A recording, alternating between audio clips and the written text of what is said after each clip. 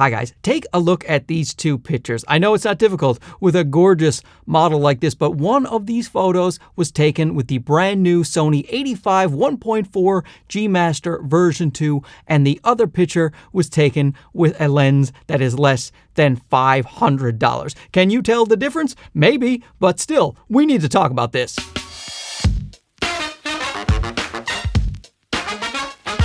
As many of you know by now, Sony has finally updated their 85mm G Master. This is the original, came out 8.5 years ago. The 85 1.4 G Master, now it's the 85 1.4 G Master 2. They are still selling the original, but they have dropped the price a little bit. And I will be comparing this lens as well to this one right here. This is the Meike, that's how they pronounce it, Meike 85 1.4. And as you saw from the beginning, the image quality holds up to the brand new Sony G Master version 2. In fact, let's put that photo right back up, the side-by-side photo of our wonderful model, and then I will write down which one is the Meike and which one is the Sony GM2. And it even competes in sharpness with the GM2, which is very surprising to me, seeing how this GM2, the 85 1.4, is the sharpest Sony lens that I have ever tested. It might be Sony's sharpest lens. So for this guy to be competing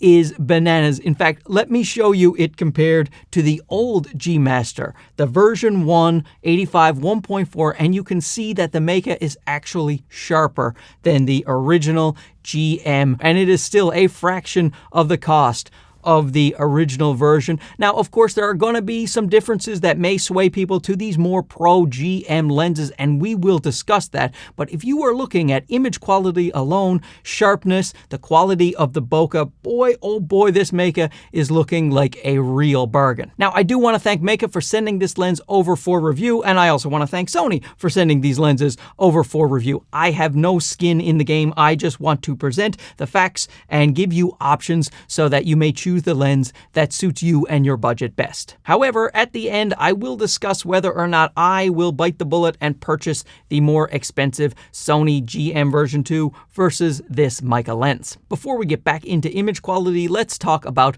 the build quality of these lenses. And this is definitely where you can see Meike saving some costs. It is nowhere near as well built as these two GM lenses. Now, it is not bigger and heavier really than the original version. The original version is 820 grams. This one right here is 725. The Meike is 725 grams, so it's actually lighter than the original GM. As you can see, it is a little bit taller, but it is also a little bit thinner in the barrel. And it is just not a bad build quality, but certainly not on par with the GM lenses. And the lightest one is, of course, the GM version 2. This is 642 grams, which is very impressive to get a 1.4 down to this size and weight. It is definitely an appealing aspect for a lot of people. The Meike does have an aperture ring, which is really great and not a given, certainly at this price point. It has nice, satisfying clicks. You cannot declick it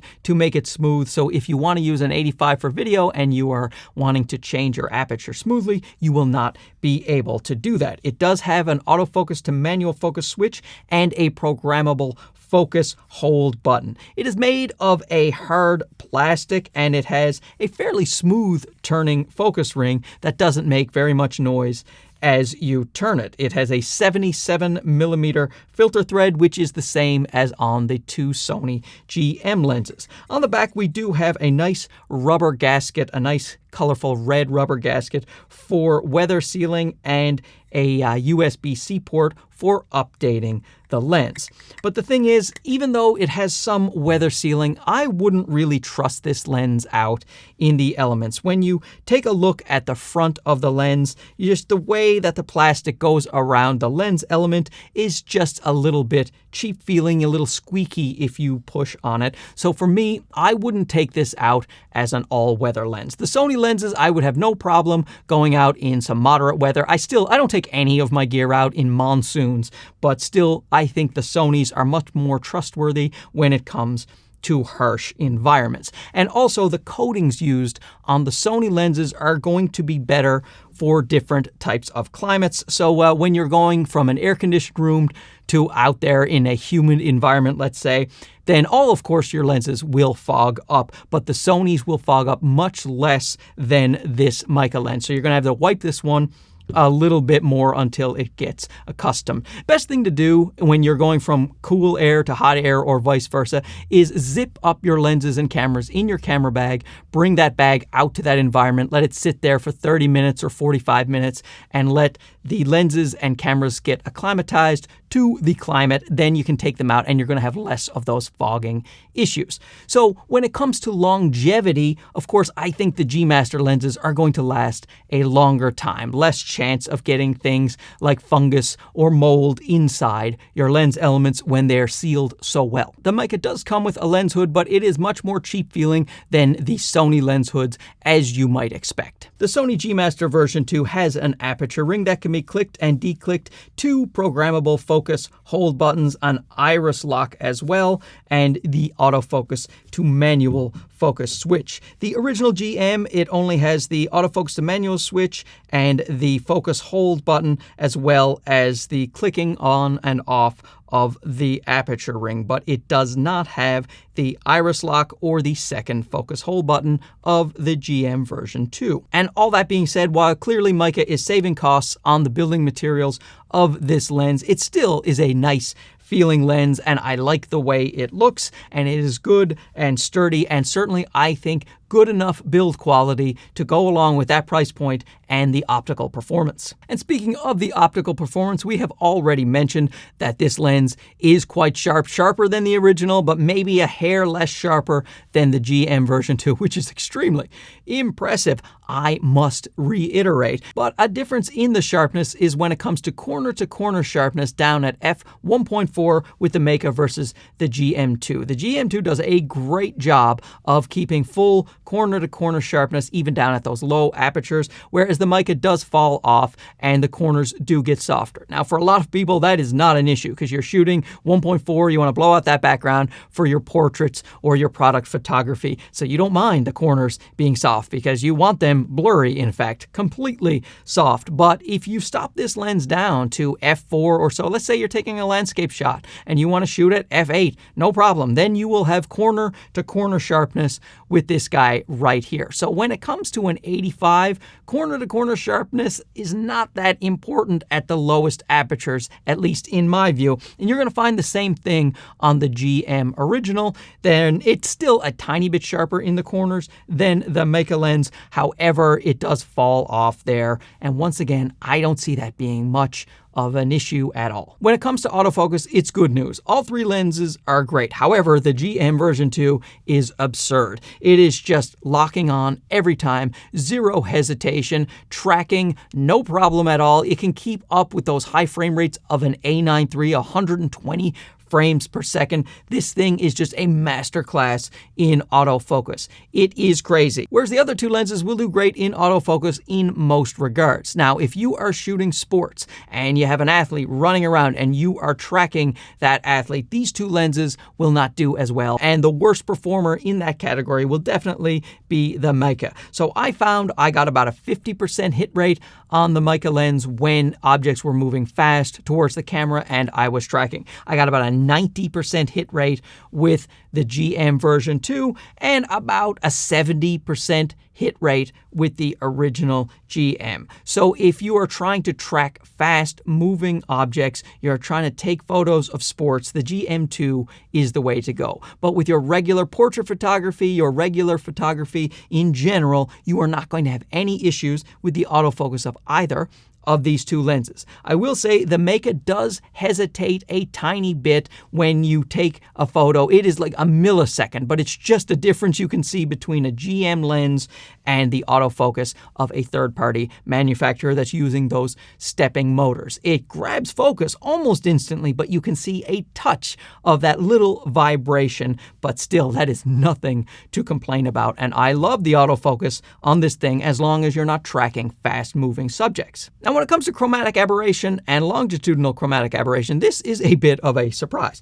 The GM lens does fantastic when it comes to GM version 2. When it comes to chromatic aberration, you can't really find any. Whereas the Meike, very similar to the GM when it comes to chromatic aberration. You can't find any, no matter what you're doing. Pixel peeping, I couldn't get any chromatic aberration on this guy right here.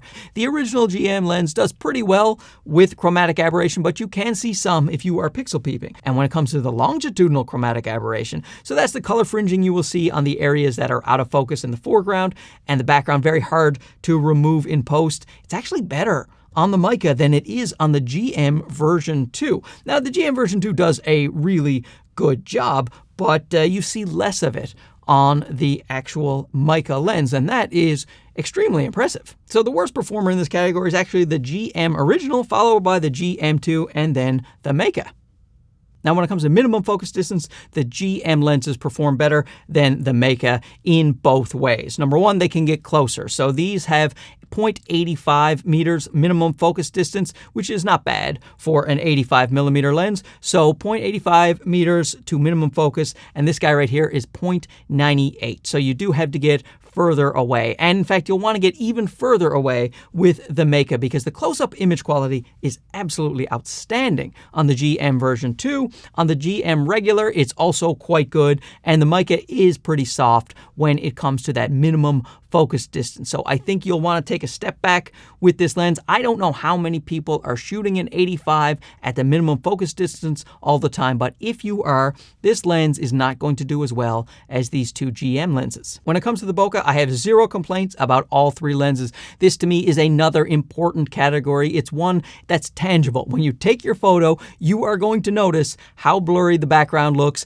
and how nice that blur is, and it is excellent on the Meike. Of course, it's excellent on the two GM lenses. That's what you would expect, but to see this one being almost indistinguishable in its bokeh quality is very, very impressive. And in fact, when it comes to the bokeh balls, no jokes, everybody, they are just great on all three lenses. They are the best, I think, on the GM version 2. Then I think the next best is the Meike lens, followed by the GM original. Still, nothing to complain about with all three lenses. Nice, clean, not a lot of onion ringing or haloing. Really nice out-of-focus backgrounds with those fairy lights. When it comes to autofocus noise, the GM2 is virtually silent. That is not the case with the other two lenses. Both the original GM and the Meike do make a fair amount of noise when they are focusing. I actually think the Meike is a little more quiet when you are in the automatic mode and you're changing the aperture on your camera itself.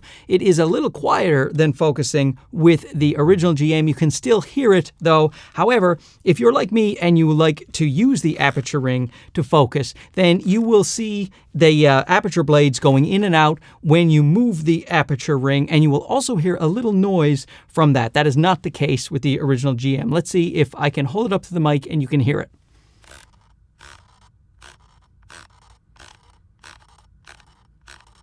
So just a little noise as you can hear the blades changing and the motors working, but for the performance, I am willing to put up with it. And like I said, the GM actually makes a fair amount of noise itself. This is the GM trying to acquire focus. See? Noisy.